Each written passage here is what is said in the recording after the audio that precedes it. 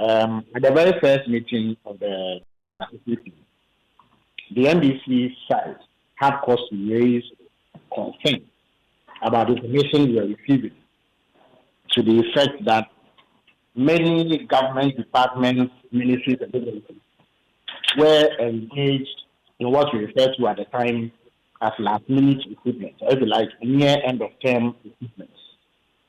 What was striking about these recruitments was the sheer number, and also the fact that critical steps in the recruitment process were bypassed. We had information, for instance, that there were some people who had been recruited who did not even apply. Others did not go through any interview process. Others did not go through medical examination, which is a requirement in some places.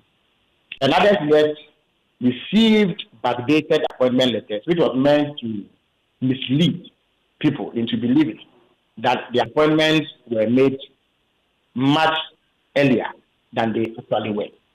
Now, having stumbled on this information, we reached the government side of the transition team and sought explanation. We also requested that they put these recruitments on hold and allow the incoming government to determine the vacancies, the requirements thereof, and how many of such people could be employed, bearing in mind the effect that it will have on our fiscal position as a government, especially because of the very serious economic challenges that we face. Now, our request was rebuffed. The government of the day remained intransigent.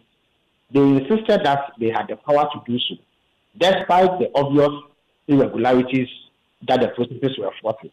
So, if you recall that on 17 December 2024, I issued a statement in my capacity as a spokesperson of the transition team for the NDC, in which I stated the position of the NDC side of the transition team, which was that if these recruitments did not stop, we would left with no option than to reverse them when eventually we took power.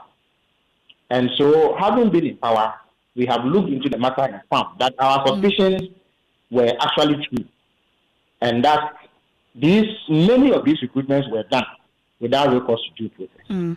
And they have been done in a manner that seeks to undermine the fiscal position and create dislocations within the budget.